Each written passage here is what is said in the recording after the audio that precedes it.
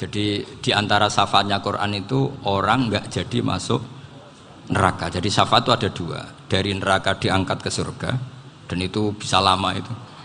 Tapi kalau syafaatnya Quran itu yang belum masuk neraka supaya nggak jadi masuk neraka. Karena neraka juga punya aturan, dia juga kena aturan fikih. Jadi, loh betul ini, saya ada guyon. Jadi kena konstitusi apa? Fikih. Sama tak ceritani syafaatnya Quran itu ada orang itu beling itu fasik. Itu dihafal surat Tabarok. Hafal betul. Tabarakalladzi biyadihil mulku wa huwa ala kulli syai'in qadir alladzi khalaqal mauta wal hayata. Pertanyaannya gini, boleh enggak orang menginjek surat Baqarah? Boleh enggak? Enggak. Padahal orang hafal Quran itu artinya ayat itu ada di hatinya. Fa inna wa ta'ala la yu'adzibu qalban wa al-Qur'ana. Allah tidak akan menyiksa hati yang menyimpan Quran, yang jadi flash disknya Quran, yang jadi rekaman Quran. Singkat cerita orang ini hafal. Pas ketemu Mungkar Nakir prosedur kan, ini orang fasik mau diantemin sama Mungkar Nakir. Prosedur ya, dia kan prosedur standar. Si surat Tabarok akhirnya menjelma jadi seseorang yang gagah berani. Kamu nggak boleh nyiksa orang ini. Saya ini kalamullah. Kalau kamu nyiksa dia berarti nyiksa saya. Kamu berani sama kalamullah. Wah ya tidak berani jadi Mungkar Nakir. Tapi orang itu nakal, harus saya gebukin. Tapi kata Quran tadi, tapi saya di situ pasti kena saya. Oh debat, nggak ada lajnahnya, ini nggak ikut. Kalau Keswerjon ikut jadi lajnah. Kalau jadi lajnah pasti kroninan, kalau santrinya dimenangkan nanti. Akhirnya debat. Ya sudah kita ketemu Allah. Akhirnya Mungkar Nakir sama Quran tadi surat Tabarok datang, sowan sama Allah. Terus kata Allah, memangnya kenapa Mungkar Nakir? Saya harus nyiksa dia karena dia fasik ya Allah. Memangnya kenapa surat Tabarok? Saya ada di situ. Menurut aturan orang tuh nggak boleh injak-injak Quran. Kalau dia nutuk saya, nutuk Quran. Itu harus dikasih tahu fikihnya Mungkar Nakir. Akhirnya Allah ngendikan gini ke surat Tabarok. Ya sudah terserah kamu. Kalau terserah kula Gusti, Mungkar Nakir nggak boleh nyentuh orang ini. Ya sudah selamat.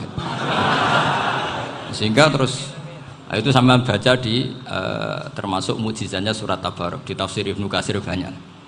Karena tadi logikanya malaikat itu juga kena aturan fikih. Sehingga banyak ulama termasuk Said Muhammad ngendikan pertanyaan Mungkar Nakir itu tidak semua orang kena. Kalau semua orang kena nanti kalau tanya Nabi Muhammad, waman nabiyuka?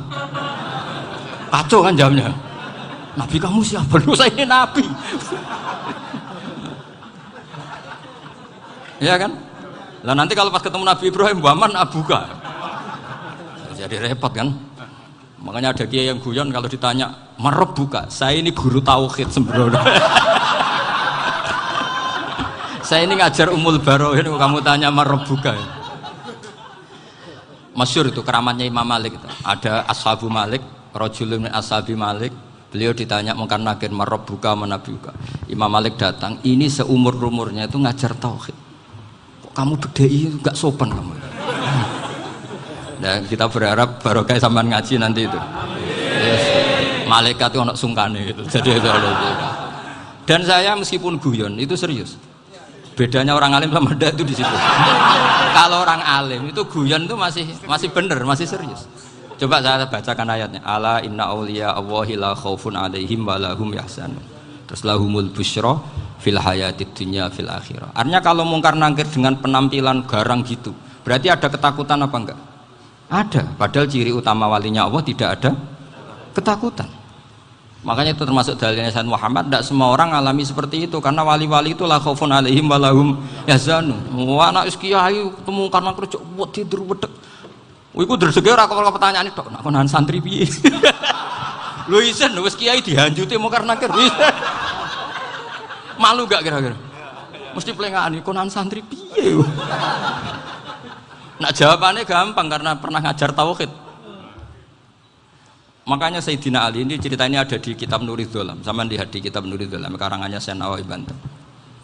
Itu Sayyidina Ali itu ya, andekan orang biasa mungkin ya agak-agak hasut, tapi ini wali gak boleh kamu katakan hasut.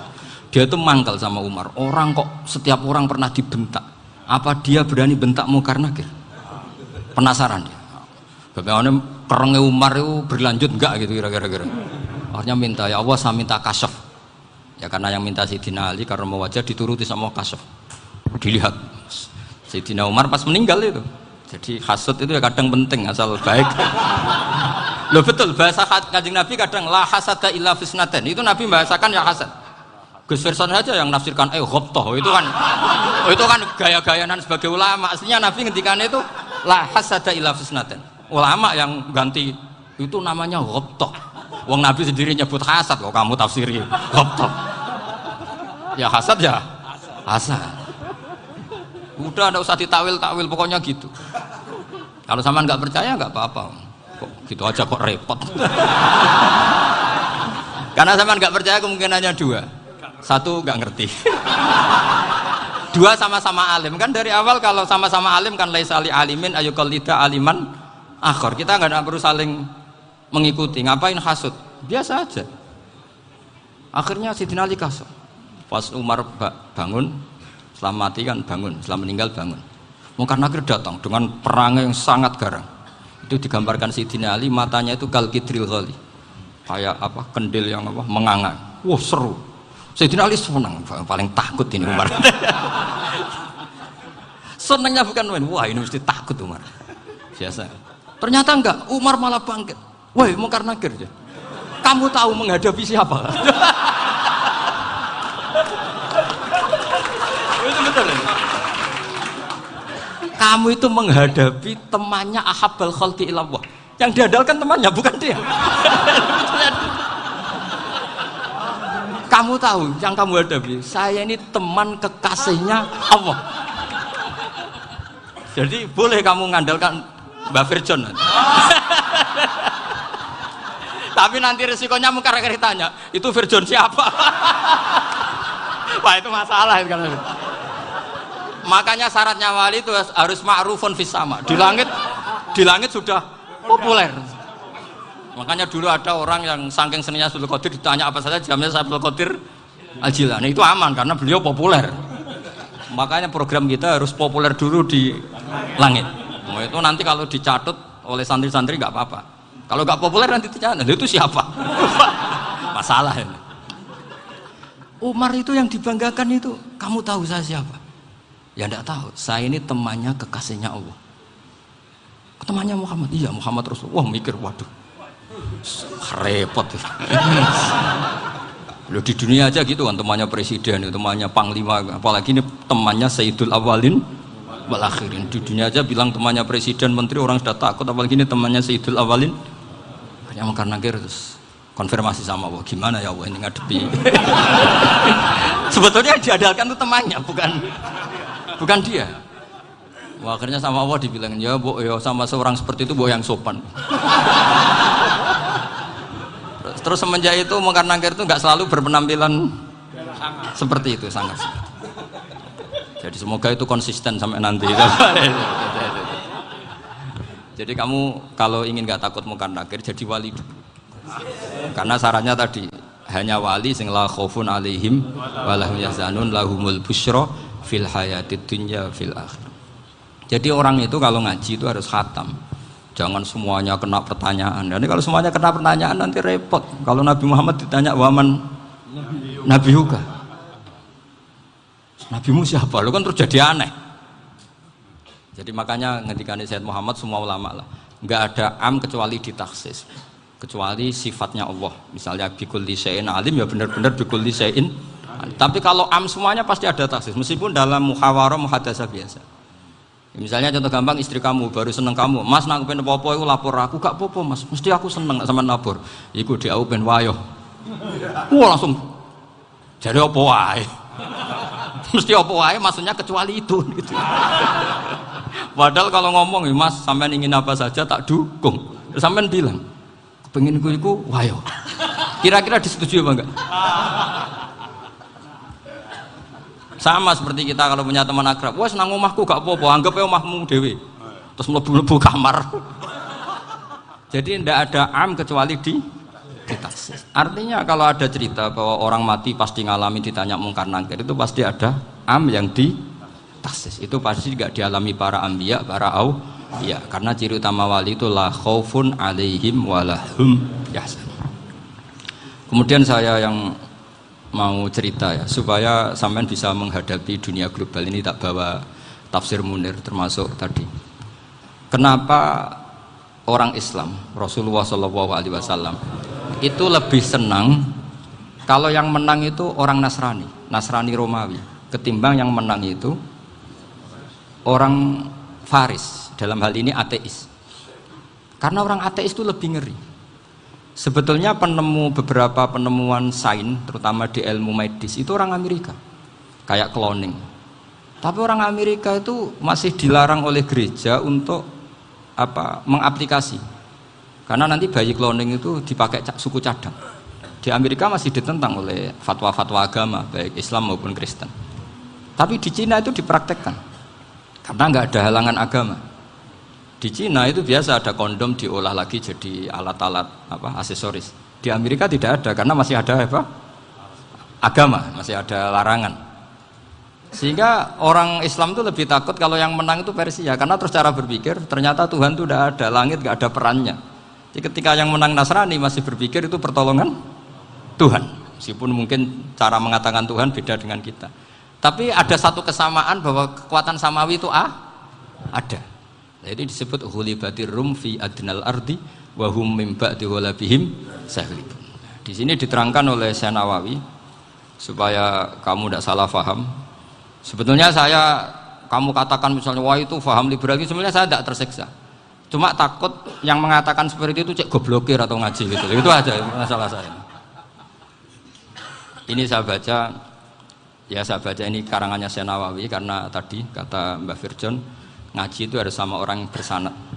Saya ini kalah sama beliau itu berkali-kali. Secara nasab saya harus manggil Mbah. Secara silsilah ilmu saya juga kalah lagi. Saya sering disewani sama cucu-cucu Syekhona Khalil. Kiai Siddiq itu termasuk murid dekat beliau Syekhona Khalil. Kalau itu berarti kan Gus Firjon, Ahmad, terus Mbah Siddiq. Mbah Siddiq ngaji Syekhona Khalil. Syekhona Khalil itu pernah ngaji langsung sama Sayyid Zaini Tahlan. Berarti beliau dari Sayyid Zaini Tahlan itu baru generasi kelima. Sementara saya itu sudah ke-7 atau ke-6. Saya, Mbah Mun, Mbah Karim misalnya, Mbah Hashim, Mbah Mahfud Termas, Sayyid Abi Bakar Sato yang arangnya Anatul Talibin, baru Sayyid Zaini Tahlan. Berarti saya ke-7, kalah lagi. Tapi untuk jadi wali biasanya cepat saya. Karena syaratnya jadi mbah itu ngalah demi putu. Jadi kalau beliau ngotot, saya dulu Gusti, saya mbahnya. Wah itu mbah yang nggak baik. Pasti jatahnya dikasihkan apa? Cucunya dulu. Makanya Abdul Muthalib itu orang yang dapat wangsit, tapi yang jadi nabi itu cucunya. Jadi dalil saya banyak. Sebenarnya Abdul Muthalib itu sudah sering dapat wangsit. Karena saya bahasakan wahyu, Nabi yang protes, enggak nabi kok dapat wahyu. Tapi sebetulnya Abdul Muthalib itu masyhur. Kalimat-kalimatnya menunjukkan bahwa beliau itu sudah dapat wahyu kalau nanti cucunya itu jadi apa? Nabi. Makanya senangnya bukan main Abdul Muthalib sama Rasulullah. Putu seneng, mbah seneng putu. Jadi mungkin, jadi sampean enggak usah protes loh. Yang jadi wali kok cucunya. Dulu betul. Dulu Mbah Hamid Pasuruan itu kalau Mbah Ahmad Siddiq ke sana, Mbah Hamid Pasuruan kalau manggil Mbah Ahmad Siddiq itu paman. Tapi pamannya minta ijazah ke ponaan. Apa ya gara-gara itu memang. Kalau itu masih berlaku apa? Ngalah tadi. Kayaknya masih apa? Hawane masih. Karena melihat tren-tren langit masih gitu kayaknya masih. Masih itu. Ya, tapi mbahnya tetap dapat jatah, tenang saja nanti. Tapi memang sebaiknya mbah itu legowo. Rasulullah Muhammad SAW itu terkenal min dzurriyyati Ibrahim. Tapi kata Rasulullah, ana dakwatu Ibrahim wa bisyaratu Isa. Aku nganti ngene iki barokah dongane Nabi siapa? Ibrahim. Jadi dongane Nabi Ibrahim dia tiba teng putu. Jadi banyak bukti bahwa jatuhnya ke putu. Gitu. Tadi saya di kamar sama beliau berduaan. Nih Mbah sing dadi wali di sini, aku webang. Cocokan tadi. Nah kenapa saya akhir-akhir ini gulirkan daftar wali? Kenapa? Saya ini resah ya, orang sudah ingin dicintai pejabat, dicintai tetangga, dicintai teman. Tapi kadang-kadang orang lupa lagi dicintai Allah. Makanya saya meskipun guyon, tapi ini amdan, bukan sahwan. Supaya orang punya cita-cita lagi jadi wali, ingin dicintai Allah. Kita ini terlalu lama ingin dicintai makhluk. Mbok yau naik kelas sedikit lah. ingin dicintai Allah Subhanahu wa Ta'ala. Meskipun saya guyon, tapi tadi guyon saya tuh lebih serius ketimbang serius Anda. Karena tak pikir saya tuh kalau pergi itu seneng ngebis, bukan karena saya tidak punya mobil, tapi saya sering mau butuh itu supaya nggak diganggu. Karena saya tuh harus punya waktu sendiri. Kalau bis kan ketemu orang nggak kenal, tapi sekarang ya agak susah, banyak yang kenal. Dan susahnya lagi nggak minta ijazah, minta foto. Repot tuh. Mau dibenci itu umatnya Rasulullah Shallallahu Alaihi Wasallam. Mau disetujui itu sanatnya mana? Kalau ketemu orang alim minta apa? Foto. Itu nggak ada sanatnya. Nggak tahu saya itu mazhab dari mana itu. Ya mazhab milenial yang jelas itu kan. Ini tak baca ya biar dapat, karena ini kenangan saya sama Mbah Ahmad Siddiq. Saya masih ingat betul beliau ngisi kholnya Mbah Abdullah bin Umar, berarti abahnya Mbah Hamid. Karena mbah saya itu Fatimah binti Khalid bin Umar, kalau Mbah Hamid itu Hamid bin Abdullah bin Umar. Itu saya masih ingat betul zaman itu Mbah Hamid setiap khol di Lasem itu rawuh dan saya derek mbah saya karena masih misanan datang ke Lasem. Itu beliau pas itu ngisi sama Mbah Mun. Mbah Mun masih muda, Ki Ahmad Siddiq sepuh senior. Itu beliau cerita bahwa dulu ketika Indonesia dijajah Jepang itu para kiai mimpi dibacakan ayat ghulibatir rum fi adnal ardi wa hum min ba'di ghalabihim salim. Terus ada kiai yang tanya, takwilannya gimana? Ya nanti Jepang pulang bukan karena kita yang mengalahkan, tapi Jepang ada yang mengalahkan sendiri meskipun tidak kita. Kayak dulu Faris tidak dikalahkan Islam tapi dikalahkan Romawi, tapi yang senang umat Islam. Wa yauma idzi yafrahul mu'min. Itu luar biasa ulama-ulama kita. Delalah kejadiannya Indonesia seperti itu. Yaitu kita tidak mengalahkan Jepang, tapi Jepang pulang sendiri karena dikalahkan apa? Sekutu. Ya ini saya baca. Ini tidak usah dicek bacanya benar apa enggak. Sudah aman, apa? Aman. Karena kalau saya salah itu ya sengaja. Artinya ya sengaja. Ya biasa maksudnya. Saya kemarin ngisi di Pondok Peloso, di Pondok Al Munawir Jogja. Salah itu ada dua, ada salah memang benar-benar salah. Itu nggak apa-apa, bisa dimakfu. Karena mesti sangke wong goblok salah yang terus itu. Ada salah bawaan ilmu, itu repot tuh dadaninnya.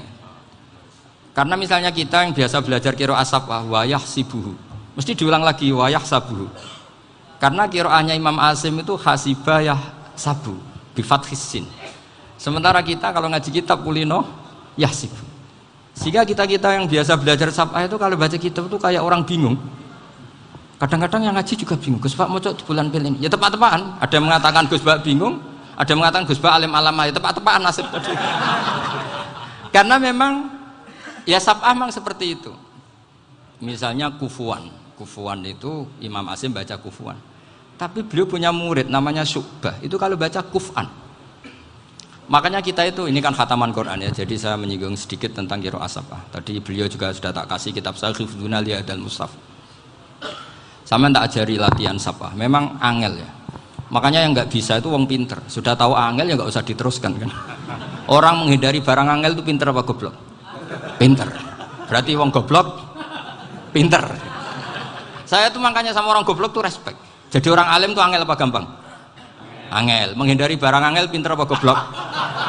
Loh, orang menghindari barang angel pinter apa goblok? Pinter. Berarti wong goblok pinter. Jadi saya sama orang-orang goblok itu respect. Sudah tahu jadi orang alim angel ya barang angel ya harus dihindari. Makanya saya ini insya Allah umatnya Nabi yang termasuk yang terbaik. Amin. Karena mencintai umatnya Nabi termasuk yang goblok. Waduh. Itu tidak gampang itu. Karena tadi sudah tahu ya. Seperti itu loh orang naik panjat pinang. Itu yang naik karena ingin hadiah. Yang nonton sudah tahu wah licin kok dinaikin mau keplotok ya. Tapi orang sepakat yang nonton juga pinter karena sudah tahu ribet kok. Tuku yang pasar kena lah apa mana. Sama juga gitu. Ngalim tafsir angel, ngalim fikih angel. Tapi karek ngaji ngerekam kan gampang. Itu pinter apa goblok? Pinter. Iya. Makanya kula niku mbok burohno ngono tok. Saya tadi dinasihati Mbak Firjon muga-muga hati saya selamat. Saya itu meskipun kata orang banyak, muhibbin saya banyak, tapi saya insya Allah tidak riya. Saya itu pakai kitab namanya Tasbitul Fuad, itu karangannya Said Abdul Al-Haddad. Ketika beliau punya muhibin banyak ditanya, bagaimana ya Habib Anda menjaga hati Anda? Jamnya Said Abdul Al-Haddad itu unik. Innama azzamu Allah. Mereka itu sebenarnya menghormati Allah. Cuma butuh sarana, dan itu saya. Jadi saya tahu sampean semua itu mencintai Quran, mencintai sunnah Rasul, mencintai hadis-hadis Rasul. Cuma sampean kan karena nggak paham, terus manfaatkan saya. Jadi sebenarnya saya ini korban. Korban.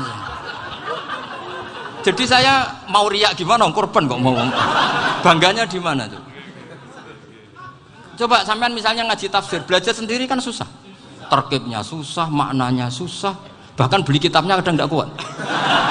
Loh, untuk jadi alim tafsir itu kan harus beli kitab. Loh, saya sering belajar kitab itu jutaan. Tafsir Tobari, saya pernah beli kitab Fakhrur Razi itu berapa coba? 27 jilid. Karangannya Fakhrur, belum karangannya ulama modern, Imam Sya'rawi. Itu berapa jilid? Itu jutaan. Saya kemarin juga dihadiahi kitab Pak Quraish Shihab namanya Faidul Bari fi Syarhil Bukhari. Pak Quraish Shihab yang terkenal. Dia sering diskusi sama saya. Saya ngasih hadiah beliau ngasih hadiah saya. Oh itu harganya nggak kuat. Dadak kuat kadang di Indonesia nggak ada coba. Dan sama orang hebat menghindari kesulitan itu. Nah, kesulitan itu sebab ngaji ikut, kalau nggak paham dirukok rekamannya sudah gitu. Pinter mana sampean sama saya? Pinter sampean kan? Bikin sosis susah, beli aja kok repot kan? Makanya nggak boleh orang bilang, wah aku goblok reso tafsir, aku wong pinter. Makanya nanti kalau saya ketemu Nabi tidak termasuk orang yang mentahkir orang Islam. Kafabil mari isman ayah kira akhahul muslim. Jadi cukup orang itu dosa kalau menyepelekan orang Islam, termasuk darani sampean goblok itu dosa. Caranya enggak darani goblok ya tadi di logika tadi. Alim itu angel. Ngendari angel itu pinter. Berarti wong bodoh pinter ya sudah gitu. Tapi tetap bodoh. Tapi ini satu cara untuk saya respect gitu. Coba orang yang ngaji tafsir saya banyak, mungkin ribuan. Itu sebetulnya mencintai Quran. Karena Quran adalah kitab suci yang panduannya umat Islam. Sangat mencintai Quran. Terus kemudian mereka nggak paham. Terus mencari orang yang memahamkan. Burono lah cara jawabannya. Terus keren saya itu di mana coba? Lah terus mereka kurang ajarnya gini, kalau paham itu ya alhamdulillah paham. Kowe nak ngaji Gus Bae ngono tok. Tapi nek ora paham, ora nyalano akal ya. Mari Gus Bae nerangno cepet, mulane aku gak paham. Ora kok nyalano teke sing lelet tuh. Oh itu kan masyaallah naudzubillah tenan. Sebetulnya tingkat kurang ajarnya tinggi Gus sebenarnya. Jadi kalau nggak paham itu kadang nggak nyalahno uteke. Kayak mau misalnya, mau mari mikir aja jelas. Padahal misalnya jelas orang mesti paham bodoh. Paham ya? Jadi kata Said Abdul Haddad, innama azzamu Allah. Sebenarnya mereka itu sangat menghormati Allah. Makanya kita nggak perlu mengatakan wasilah itu kafir, nggak akan. Karena orang tawasul sama Rasulullah itu ingin dapat ridhonya Allah lewat orang yang dicintai Allah. Kita mencintai wali sebenarnya, wah itu kekasih Allah. Kita mencintai itu karena mencintai Allah. Sama seperti gini, kamu mencintai kangkung apa enggak? Sebenarnya sama sekali enggak. Tapi kamu ingin sehat, ada asupan gizi. Kamu ingin tubuh kamu sehat, butuh asupan gizi. Kemudian kamu makan kangkung. Apa terus kamu cinta kangkung? Kan enggak. Cinta kesehatan kamu sama. Orang yang mencintai saya sebenarnya ingin kepuasan rohani. Saya kan termasuk kiai yang torekonya gampang. Ini swarga kan akhirnya penggemarnya banyak. Coba kalau kamu ini neraka. Wah, jadi sebetulnya Anda mencintai kepuasan Anda sendiri. Nah, saya ini korban. Makanya untuk masuk surga cepat saya, korban itu cepat. Da'watul mazlum la turaddu kan gitu. Laisa bainahu wa bainallah hijab. Jadi saya kalau dongo langsung seret langit. Karena mazlum. Saya sinau tafsir itu, Mbak, sampean bayangkan ada tafsir itu sudah 27 jilid. Sengarang Fakhrur Razi itu bulatnya bukan main. Karena dia ahli filsafat. Bulatnya Masya Allah. Sudah gitu sinau Jalalain kadang dikomen oleh Sawi. Sudah kita percaya Jalalain boleh dibully Sawi. Percaya Sawi dikandani, oh itu Maliki Rasafi. Oh ribet. Sudah gitu sinau Qurtubi, sinau tafsir Tobari itu susahnya. Belinya susah, belajarnya susah. Padahal saya punya keluarga, punya istri, punya anak. Bayangkan kalau istri saya rewel kayak istri sampean. Wah itu. Tapi alhamdulillah enggak. Sama sekali enggak. Allah sudah milihkan, wah ini bahaya kalau punya istri rewel. Imam Sibawai itu kitabnya banyak, tapi yang terbukukan hanya kitab Sibawai. Karena beliau kalau sudah belajar lupa istri. Hanya pas beliau di pasar, kitabnya dibakar semua sama istrinya. Karena dianggap saingannya. Ternyata yang dicerai tidak kitabnya, malah istrinya. Itu Imam siapa? Sibawai. Tapi alhamdulillah kitab saya nggak terbakar, aman. Saya teruskan ya. Jadi untuk menjaga riya dilatih innama azzamu Allah. Sebenarnya mereka itu menghormati Allah. Sehingga wasail-wasail itu sebenarnya nggak pernah jadi subjek pelaku utama, enggak. Tetap Allah. Sebab itu kata Sayyid Muhammad, kamu kok mengatakan wasilah itu kafir itu gimana? Ketika innallaha qad ba'atsa lakum taluta malika. Talut itu ya manusia. PD-nya itu apa? Inna ayata mulkihi ayyatiyakumut tabut fihi sakinatum mir rabbikum wa baqiyatum mimma taraka alu Musa wa alu Haruna tahmiluhul malaikah. Jadi beliau PD itu kalau bawa sunduk semacam peti sakti, sing di situ ada baqiyatum mimma taraka alu Musa wa alu Haruna tahmiluhul malaikah. Ya kayak semacam jimat. Tapi saya bukan mensyariatkan jimat enggak, karena nanti banyak penjual yang pembohong juga gitu loh. Cuma cerita, kamu tidak usah mengatakan kafir. Dulu Tolut PD-nya kalau bawa sunduk semacam peti kesaktian yang di situ ada baqiyatum mimma taraka alu Musa wa alu Haruna tahmiluhul malaika. Sehingga Khalid bin Walid meskipun beliau sahabat dan menyaksikan wajah Rasulullah sallallahu alaihi wasallam, itu bawa sya'aratun min sya'aratihi Rasulullah sallallahu alaihi wasallam, bawa rambutnya Nabi. Perang kemana-mana itu diletakkan di pecinya. Nanti sama tanya lagi, masa pakai peci Khalid bin Walid ini? Wah panjang, sampai itu repot. Sampai tak warai ngaji usul fikih. Usul fikih itu kalau ngaji itu ada istilah tangkihul manat. Ini mesti ini wilayah yang kita bisa berdebat sama Mbah Firjon. Dulu itu musuh saya karena saya makili Anwar, beliau makili Peloso. Tapi tahu-tahu kalah tua terus saya mengundurkan diri. Di fikih itu ada istilah, ada tangkihul manat, ada tahqiqul manat, ada tangkihul manat. Tangkih itu kira-kira gini, lafadz hadis itu dibuang sekian untuk tahu bahwa itu madarul hukmi. Misalnya gini, tak beri contoh paling gampang. Sama harus paham, kalau nggak paham nggak pinter-pinter. Ja'a a'rabiyun ila Rasulillah sallallahu alaihi wasallam. Ya karena ini menghormati Mbah Ahmad Siddiq, saya orang alim, jadi ngaji ini tetap ada suasana alim. Ya harus ada suasana alim. Nggak perlu jadi orang alim tadi susah. Sudah ngindari susah itu pintar. Sudah itu aja. Jadi orang alim susah, ngindari barang susah pintar. Berarti orang tidak alim pintar. Nah, meskipun tetap sudah kita itu pegangi sampai mati nanti. Loh, jadi orang alim itu repot. Itu kata Imam Ghazali, kalau orang alim kalau mau masuk surga itu sama Allah nggak boleh. Kif, kamu nggak boleh langsung masuk surga. Coba cari umat kamu, syafaati dulu. Nah, saya takut nyari sampean nggak bisa kembali. Saya tidak punya rencana itu. Pokoknya mau masuk. Boleh sampean kuaduan, aduan balik raroh dewi, wah repot nanti saya. Berat jadi orang alim itu berat. Ya saya teruskan ya. Ada tangkihul manat. Ja'a a'rabiyun ila Rasulillah sallallahu alaihi wasallam. Faqala ahlaktu wa ma ahlakaka qal waqatu imraati fi nahari Ramadan. Ya sidang kita, saya ini rusak ya Rasulullah. Kenapa? Karena saya menjima istri saya fi nahari Ramadan. Terus kata Nabi, kamu harus bayar kafarah. Napa Nabi kafarah? Puasa 2 bulan. Wong baru 1 hari aja terjadi gitu kok disuruh puasa 2 bulan. Ya tidak kuat ya Rasulullah. Baru berapa hari saya puasa aja kecelakaan seperti itu. Apalagi kalau sampai 2 bulan. Enggak ya Rasulullah. Ya sudah kalau gitu kamu pertama ngasih makan apa? Itku rokobah kan, pertama merdekakan budak. Tapi kan sekarang nggak ada budak makanya terus sekarang langsung puasa. Wah ini nggak bisa semua. Ya sudah ngasih makan orang 60. Kasihkan siapa ya Rasul? Ya orang fakir. Saya ini paling fakir. Di kampung saya ini orang paling fakir. Jadi mulai dulu orang fakir itu hubungan suami istri itu paling lancar mulai dulu. Makanya orang fakir itu anaknya banyak karena hiburannya hanya itu. Wong Ramadan aja. Coba mau ke ATM nggak punya uang, mau antri di bank nggak punya, mau apa coba? Itu mulai dulu. Ini sanatnya mutasil. Wah, akhirnya sudah sanksinya kan tadi ya itqu raqabah atau puasa 2 bulan berturut-turut atau ngasih makan 60 orang miskin. Lalu kata ahli usul fikih, kata a'rabi dibuang, nggak menjadi catatan hukum. Orang kota pun kalau melakukan itu juga kena sanksi yang sama. Imro'atahu juga dibuang. Andai kan itu dilakukan untuk amatnya juga ketentuannya sama.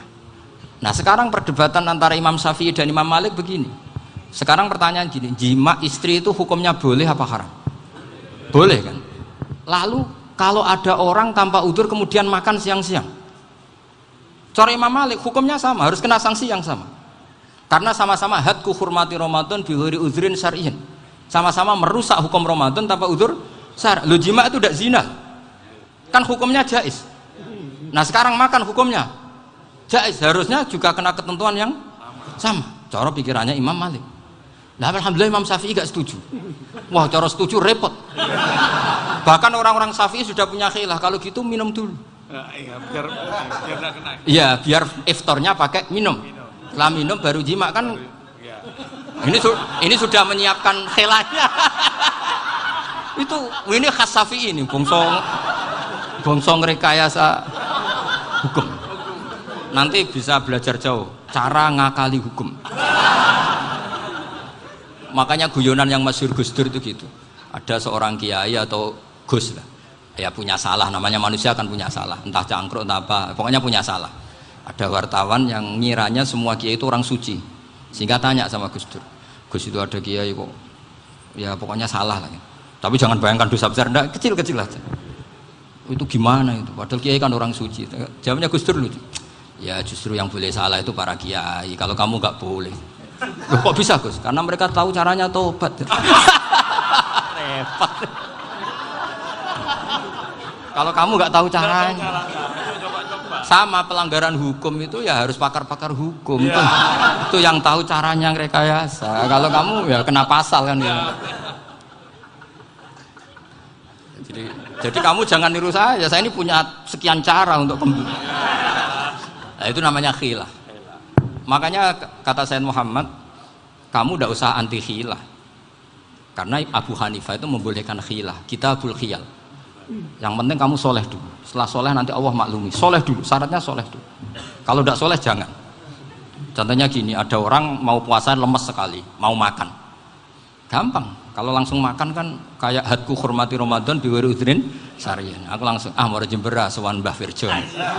Sudah status saya apa? Musafir. Sudah berangkat aja sampai Tuban makan, nanti kalau nggak jadi ya nggak apa-apa, sudah kan mulai pergi sudah musafir. Saya tidak tahu nanti malaikat tertarik gebuki nggak tahu, tapi itu ada khilafnya, asal soleh.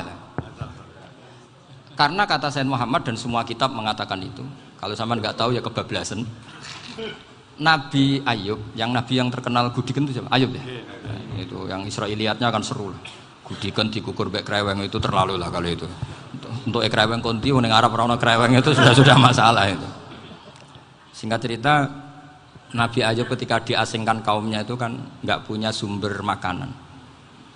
Lah orang lelaki itu mulai dulu egois. Istrinya Nabi Ayub itu cantik sekali, udah cantik, rambutnya bagus. Makanya kamu nggak usah tanya kenapa istrinya kayak banyak yang cantik. Ya, warasatul anbiya, nggak boleh gitu. Kalau nggak cantik ya warasatul anbiya dari segi balak. Istrinya Nabi itu semuanya cantik. Nggak usah tanya sebabnya apa, pokoknya gitu, semuanya cantik. Singkat cerita, beberapa kali istrinya Nabi Ayub itu kerja demi bisa nafkahi Nabi siapa. Suatu saat itu tidak ada pekerjaan yang cukup untuk beli roti. Satu-satunya peluang dapat rezeki itu putrinya raja itu rambutnya berondoli. Terus ada sayembara siapa yang rambutnya bagus mau dibeli. Sampai rambutnya istrinya Nabi Ayub itu dijual. Nabi Ayub tersinggung karena itu mengurangi kecantikan. Jadi lelaki mulai dulu gitu. Udah nggak urun kalau istrinya nggak cantik itu komplain. Itu khasnya lelaki. Jadi kalau kamu gitu ada sanatnya juga, tenang saja ya. Komplain ya pegawaian itu. Saking mangkelnya Nabi Ayub terus ngendikan la adriban naki mi'ata sautin. Kamu akan saya pukuli dengan mi'ata sautin atau dengan 100 cambukan. Atau mi'ata dikhtin atau mi'ata apalah sesuai konteks zaman itu. Engko namuni pecut tuku konti kok ribet lagi. Singkat cerita akhirnya ketahuan bahwa istrinya menjual itu demi Nabi Ayub. Allah nggak ridho kalau kekasihnya yaitu istrinya Nabi Ayub wis perjuangan kayak gitu malah kena hukuman. Tapi Allah juga nggak ingin kekasihnya yang bernama Ayub melanggar sumpah. Padahal beliau sudah sumpah, wallahi demi Allah nanti tak pukul dengan 100 kali. 100 kali dengan lidi lah misalnya, contoh yang gampang tuh lidi. Akhirnya sama Allah dikasih satu solusi. Wa khud biyadika dikhtan fadrib bihi wala tahnas. Ya sudah, lidi itu ikat jumlahnya 100. Terus pukul sekali saja. Anggap saja sudah 100. Iku pangeran sing wari ngakali ngono iku pangeran. Tapi syaratnya soleh. Syaratnya soleh.